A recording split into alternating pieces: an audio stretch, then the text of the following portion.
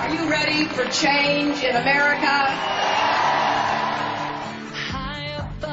When my husband became president, he inherited a lot of economic problems. As someone said the other day, there seems to be a pattern here. It takes a Clinton to clean up after a Bush. And so there's one job we can't afford on-the-job training for. That is the job of our next president. That could be the costliest job training in history.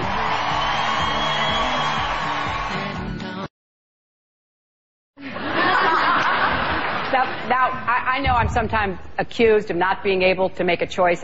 I want both. No. I'm talking to the American community. Because somewhere along the way, we as a nation began to lose touch with some of our core values. You know what I'm talking about. We became enraptured with the false prophets who prophesized an easy path to success and paved with credit cards and home equity loans and get-rich-quick schemes. And the most important thing was to be a celebrity. It doesn't matter what you do as long as you get on TV. That's everybody. We forgot what made the bus boycott a success, what made the civil rights movement a success, what made the United States of America a success. That in this country, there's no substitute for hard work, no substitute for a job well done. He's boots on the ground on Capitol Hill. Let's talk about who the winners and the losers have been in 2009 on Capitol Hill.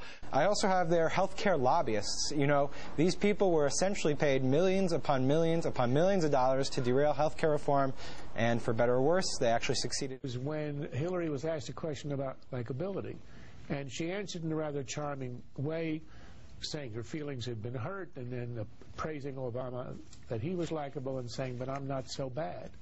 And Obama answered in an aside that I think he regrets, without half a smile and looking down. He said, you're likable enough, Hillary, which was a nasty crack that was uncharacteristic of a guy who's run a campaign flawlessly gracious and uplifting.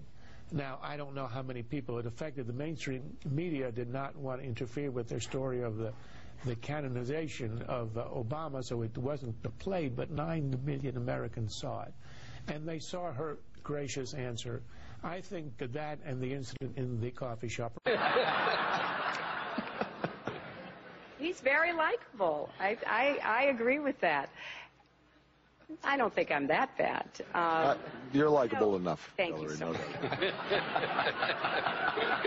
I appreciate that. Electing an obscure Republican to a U.S. Senate seat traditionally reserved for the Kennedy family and its functionaries, where the Obama approval rating is at 46%, and where his disapproval rating is the highest ever a year after the president's election. There's no real need for me to trace and explain his remarkable decline.